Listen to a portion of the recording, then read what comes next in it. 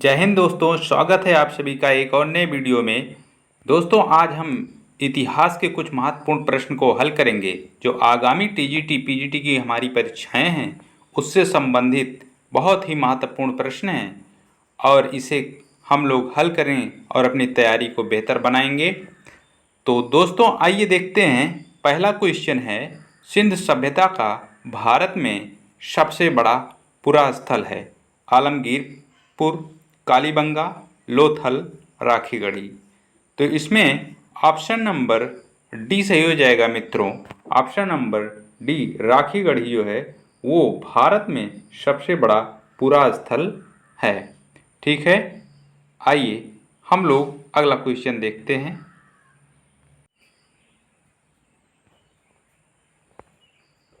आइए दोस्तों, अगला क्वेश्चन हम लोग करते हैं। देखते हैं, अधोलिखित में कौन सैंधव पुरा स्थल महानगर माना जाता है? आपको बताना है कि सैंधव सभ्यता का जो कौन सा ऐसा नगर है जिसे महानगर माना जाता था। चंदहूदड़ो को, रोपड़ को, सुरकोटदा को और राखीगढ़ी को। आपको बताना है कि इनमें से कौन पुरा स्थल महानगर के नाम से जाना जाता है। तो ऑप्शन नंबर डी सही हो जाएगा मित्रों। राखीगढ़ी ही जो है भारत का सबसे बड़ा पुरा स्थल भी है और इसे सैंधव सभ्यता का महानगर भी माना जाता है। राखीगढ़ी को भारत के संदर्भ में अगर पूछेगा तो आप लोग राखीगढ़ी ही मारेंगे। और राखीगढ़ी कहाँ है दोस्तों? राखीगढ़ी हरियाणा में है। ठीक है, राखीगढ़ी कहाँ पे? हरियाणा में है। ठीक, चनहूदड़ो जो भी ये भी है, रोपड़ पंजाब में है, सुरकोटडा गुजरात में है। ठीक, अगला क्वेश्चन देखते हैं दोस्तों।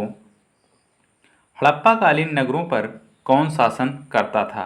राजा, पुरोहित, व्यापारियों का अल्पतंत्र शासन व्यवस्था अज्ञात है। तो आपको बताना है कि हड़प्पा कालीन जो नगर थे उनमें कौन शासन करता था। तो ऑप्शन नंबर डी सही हो जाएगा मित्रों।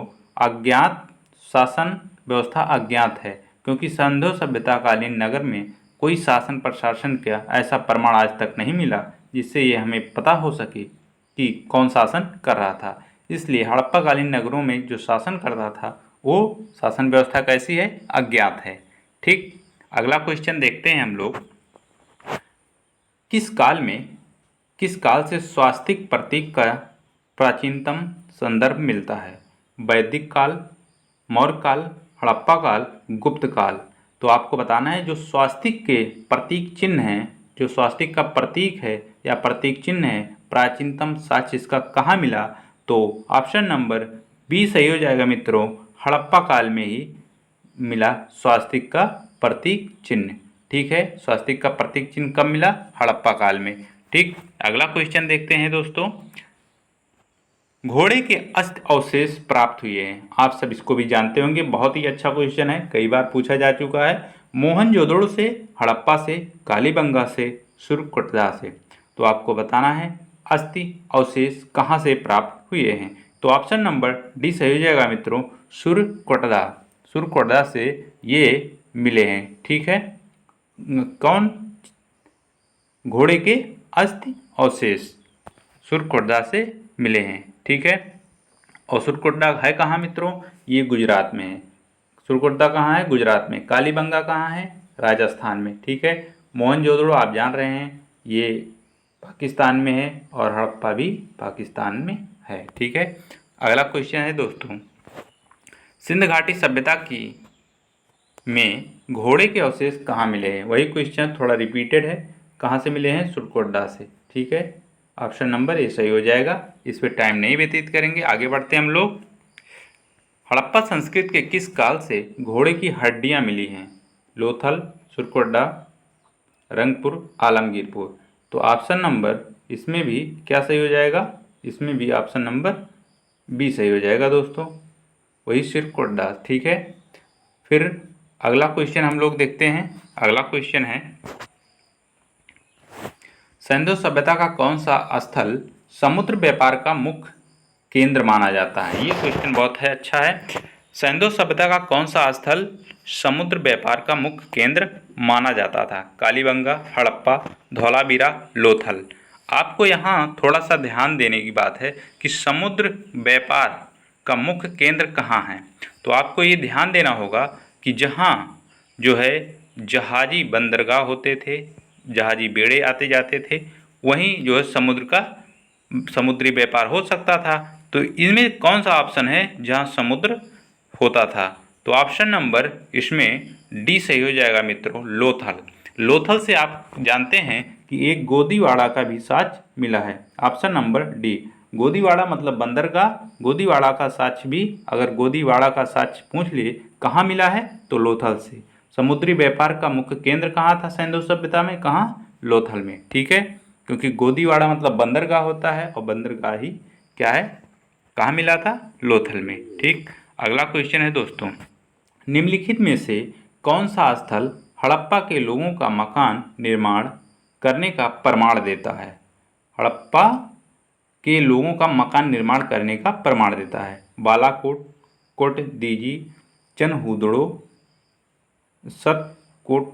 सतका कोट, आपको ये बताना है इनमें से कौन सा ऑप्शन सही होगा। ठीक, इनमें से जो ऑप्शन सही होगा मित्रों आपको बताना है, ऑप्शन नंबर सी सही हो जाएगा दोस्तों। मकान बनाने का निर्माण जो है वो चनहूदड़ों से मिला था। कहाँ से, चनहूदड़ों से। ठीक है, ऑप्शन नंबर सी सही हो जाएगा। अगला क्वेश्चन है दोस्तों, हड़प्पा सभ्यता के विशाल नगरों में से धौलावीरा कहाँ स्थित है। आपको बताना है धौलावीरा कहाँ स्थित है। बेहद ही आसान क्वेश्चन है मित्रों। ये कहाँ है धौलावीरा, ये गुजरात में। गुजरात में भी कहाँ, गुजरात के कच्छ के रण में है। ठीक है, आपको ध्यान देना है कि गुजरात के कच्छ के रण में है। ठीक, कौन, धौलावीरा।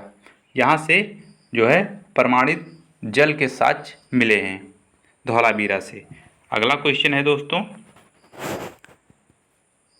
गढ़े हुए पत्थर के सज्जाप्रत से युक्त किले की विशालकाय प्रचार एवं पाषाण स्तंभों के अवशेष निम्नलिखित किस स्थल के दुर्ग से प्राप्त हुए हैं। धौलावीरा, कालीबंगा, लोथल, मोहनजोदड़ो। आपको बताना है कि जो पत्थर के साथ सज्जा से पाषाण स्तंभ मिले हैं वो कहाँ से मिले हैं। तो आपको बताना है, तो ऑप्शन नंबर ए सही हो जाएगा मित्रों। ये धौलावीरा से जो पाषाण के स्तंभ मिले हैं वो कहाँ से, धौलावीरा से मिले हैं। अगला क्वेश्चन है दोस्तों, धौलावीरा के निम्नतम प्रथम चरण का जमाव किस संस्कृति से संबंधित है। आपको बताना है कि धौलावीरा को जो निम्नतम प्रथम चरण का जमाव किस संस्कृति से संबंधित है। नवपाषाणिक संस्कृति, प्राक हड़प्पा ग्रामीण संस्कृति, विकसित हड़प्पा संस्कृति, उत्तरवर्ती हड़प्पा संस्कृति। तो आपको बताना है ये कौन सा हो जाएगा मित्रों।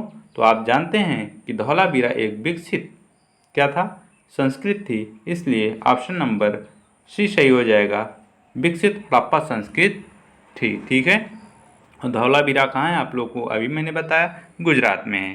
ठीक, ये एक विकसित हड़प्पा संस्कृत थी धौलावीरा। अगला क्वेश्चन है, कौन सा हड़प्पीय नगर 3 भागों में विभाजित था। बहुत ही अच्छा क्वेश्चन है दोस्तों। कालीबंगा, हड़प्पा, लोथल, धौलावीरा। तो आपको बताना है यहाँ लोथल जो है मित्रों वो थोड़ा सा कट गया है, यहाँ ला जो है वो कट गया है, ये लोथल होना चाहिए। कौन सा आपको बताना है कि जो है 3 भागों में विभाजित था। ठीक, ऑप्शन नंबर डी सही हो जाएगा। आप सभी जानते हैं धौलावीरा जो है वो 3 भागों में विभाजित था। धौलावीरा से ये यहाँ से जल के साक्ष्य मिलते हैं, प्रमाणित जल के साक्ष्य मिलते हैं। ठीक है, अगला क्वेश्चन है दोस्तों, हड़प्पा सभ्यता की पहली खगोलीय पर्यवेक्षणशाला निम्नलिखित में से किस प्राचीन भारतीय स्थल पर पाई गई है। चनहूदड़ो, रूपड़, दैमाबाद, धौलावीरा। यहाँ रूपड़ नहीं होना चाहिए दोस्तों, रोपड़ होना चाहिए। क्या, रोपड़। और रोपड़ कहाँ से है, रोपड़ पंजाब में है। ठीक है, रोपड़ पंजाब में है, यहाँ रोपड़ नहीं, रोपड़ होना चाहिए दोस्तों। दैमाबाद, धौलावीरा। आपको बताना है खगोलीय पर्यवेक्षणशाला का प्राचीनतम स्थल कहाँ पाई गई है। तो ऑप्शन नंबर डी से हो जाएगा, धौलावीरा। धौलावीरा में पहली खगोलीय पर्यवेक्षणशाला मिला है, प्राचीन स्थल है ये, ठीक है। धौलावीरा से आप लोग 2-3 चीज़ें याद किए, अभी 3 क्वेश्चन लगातार इसका कर रहे हैं हम लोग। धौलावीरा कहाँ है? गुजरात में है।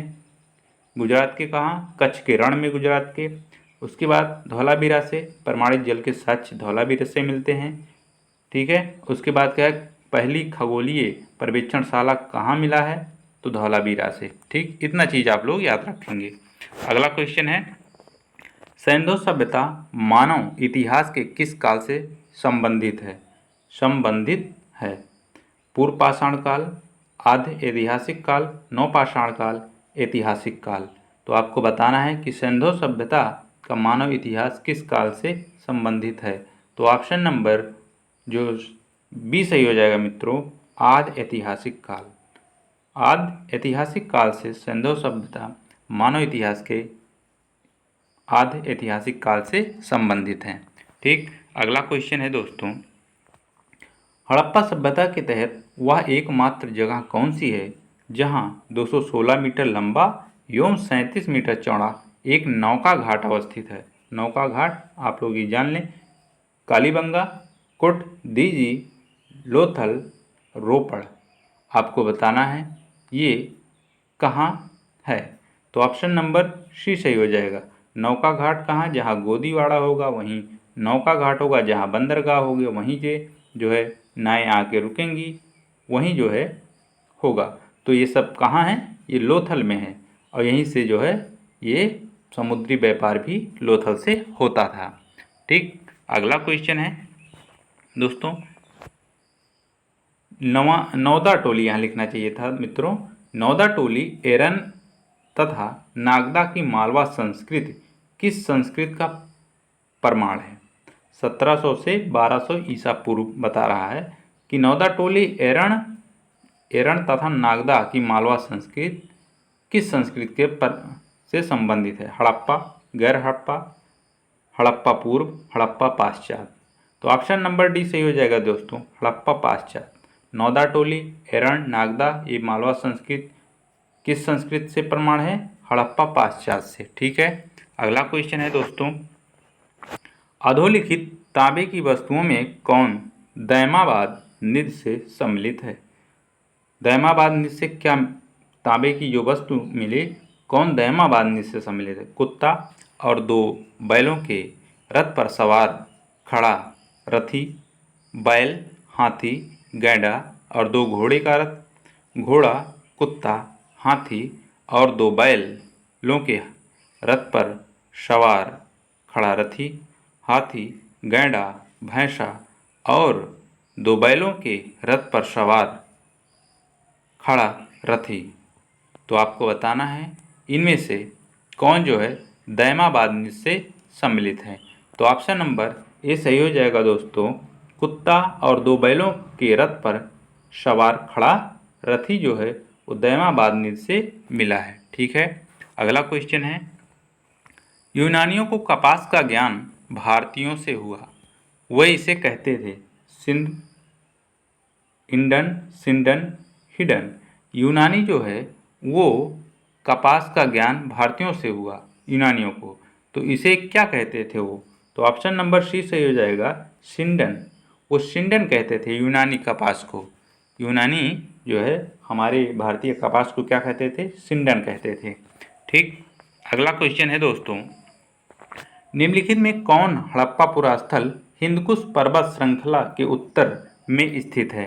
चनहुदड़ो, मकरान, मांडा, सुरतघई।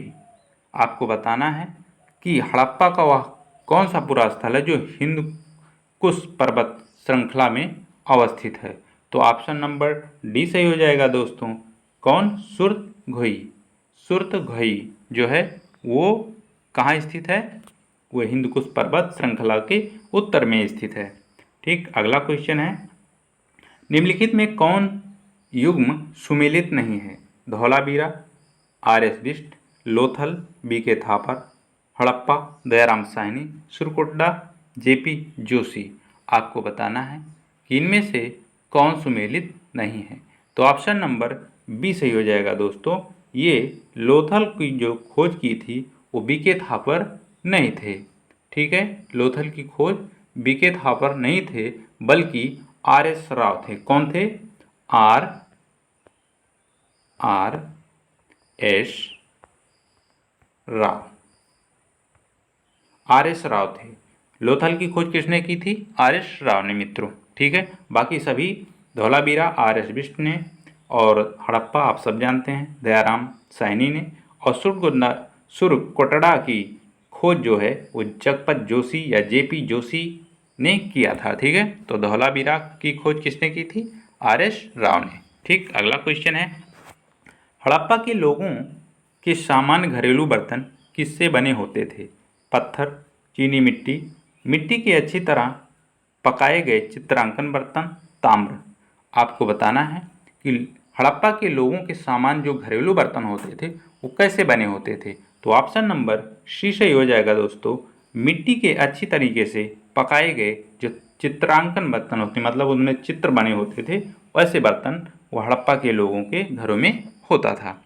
उनके बर्तनों पे चित्र बने होते थे। ठीक है, अगला क्वेश्चन है, परावर्ती हड़प्पा काल की सामग्रियों के साथ चित्र धूसर पात्र परंपरा के अवशेष मिले हैं। रोपड़ से, भगवानपुरा से, बनावली से, दौलतपुर से। तो आपको बताना है ये कहाँ से मिले हैं। तो ऑप्शन नंबर बी सही हो जाएगा, ये भगवानपुरा। मित्रों कहाँ से? भगवानपुरा से मिले हैं। ठीक है, अगला क्वेश्चन है दोस्तों, अगला क्वेश्चन देखते हैं हम लोग। अगला क्वेश्चन है, ये थोड़ा बड़ा है मित्रों क्वेश्चन, तो हम लोग देख लेंगे इसे, थोड़ा सा ऐसे एडजस्ट कर लेते हैं। सिंधु सभ्यता के पतन के संबंध में दिए गए निम्नलिखित तथ्यों से कौन सा सही ढंग से सुमेलित है? गार्डन विदेशी आक्रमण, अरेस्टाइन जलवायु परिवर्तन कहते हैं, डैलस भौगोलिक घटनाक्रम कहते हैं, बीएन मिश्र भूगर्भ स्थलीय परिवर्तन कहते हैं। केवल एक सही है, केवल 2-3 सही है, केवल विदेशी आक्रमण की चारों। आपको बताना है इनमें से कौन। तो ऑप्शन नंबर इसमें डी सही हो जाएगा, चारों सही है मित्रों। इसमें ऑप्शन नंबर डी चारों सही है। ठीक है, फिर अगला क्वेश्चन हम लोग देखते हैं। अगला क्वेश्चन क्या कह रहा है? अगला क्वेश्चन है क्वेश्चन नंबर 25, कह रहा है, हड़प्पा संस्कृति के विनाश के लिए आर्य आक्रमण के सिद्धांत का प्रतिपादन किसने किया था? जो हड़प्पा संस्कृति के विनाश के आर्य आक्रमण का सिद्धांत किसने दिया था? Sir John Marshall, RP. चांद, बी.बी. लाल, बी.के. थापर। तो इसमें जो ऑप्शन हो जाएगा मित्रों, ये किसने दिया था? तो आर्य आक्रमण का प्रतिपादन जो किया था वो गार्डन चाइल्ड, मार्टिन हीलर और स्टुअर्ट पिगट ने किया था। तो इसमें ऑप्शन थोड़ा सा गड़बड़ बना है मित्रों, इसमें कोई नहीं है, क्योंकि हड़प्पा का जो आर्य आक्रमण था वो किसने किया था? वो थे गार्डन चाइल्ड, मार्टिन हीलर। वो हीलर थे, कौन थे? Healer, Martin healer. आप लोग ऐसे, मैं बता दे रहा हूँ, आप लोग ऐसे देख लीजिएगा कि हड़प्पा जो आर्य आक्रमण का सिद्धांत प्रतिपादित किया किसने किया था? Gordon Childe, Martin Wheeler, Stuart Piggott ने। ठीक है, इस क्वेश्चन को जाने देते हैं, आप लोग ऐसे सुन के याद कर लीजिएगा, नहीं लिख लीजिएगा। ठीक है, अगला क्वेश्चन है, सिंधु सभ्यता के लोग किस देवता की पूजा करते हैं? पशुपति की, वरुण की, कृष्ण की, कि विष्णु की? तो आपको बताना है कि सिंधु सभ्यता के लोग किस देवता की पूजा करते थे। तो ऑप्शन नंबर ए सही हो जाएगा, पशुपति या शिव की पूजा सिंधु घाटी सभ्यता के लोग करते थे। ठीक है, अगला क्वेश्चन है, सिंधु घाटी सभ्यता में लोग पूजा करते थे पशुपति की, इंद्र की, ब्रह्मा की, विष्णु की? वही फिर से क्वेश्चन रिपीटेड है, ऑप्शन नंबर ए सही हो जाएगा दोस्तों। फिर अगला क्वेश्चन देखते हैं हम लोग, किस हड़प्पीय स्थल से एक योगी की मूर्ति प्राप्त हुई थी? किस हड़प्पा स्थलीय से योगी की मूर्ति प्राप्त हुई थी? रंगपुर, मोहनजोदड़ो, हड़प्पा, राखीगढ़ी? तो आपको बताना है कि कहाँ से जो है ये पूरा स्थल योगी की जो मूर्ति मिली थी वो कहाँ से मिली थी। तो ऑप्शन नंबर बी सही हो जाएगा मित्रों, मोहनजोदड़ो से। कहाँ से? मोहनजोदड़ो से जो है वो योगी की मूर्ति मिली थी। ठीक है, अगला क्वेश्चन है दोस्तों, किस पूजा हड़प्पा संस्कृति में नहीं होती थी? निम्नलिखित में से किसकी पूजा हड़प्पा संस्कृति में नहीं होती थी? आद्य रूप शिव, मातृ देवी, पीपल, विष्णु। आपको बताना है कि किसकी पूजा इनमें से नहीं होती थी। तो विष्णु की पूजा नहीं होती थी दोस्तों। बाकी आप सब जानते हैं कि आद्य रूप शिव की पूजा होती थी और माता देवी की पूजा भी होती थी और पीपल की भी पूजा होती थी। सबसे जो है शुद्ध वृक्ष जो है पीपल ही माना जाता था, आज भी माना जाता है। स्वास्तिक प्रतीक का उदय किस काल में हुआ? आपको बताना है कि जो स्वास्तिक का प्रतीक का उदय हुआ, जो स्वास्तिक हम लोग लगाते हैं अपने मस्तिष्क पे, वो किस काल में हुआ? सिंधु काल में, वैदिक, संगम, उपयुक्त में से कोई नहीं। तो ऑप्शन नंबर ए सही हो जाएगा, सिंधु काल में। सिंधु काल, सिंधु काल में जो है स्वास्तिक का उदय हुआ। ठीक है, ये हो गया। ठीक, बस आज के लिए इतना ही मित्रों। आप लोग अपनी तैयारी को बेहतर बनाएं और पढ़ते रहें और अपना अच्छे से सब कुछ करते रहें। ठीक है, बस मिलते हैं किसी और वीडियो में। तब तक सभी को जय हिंद, नमस्कार।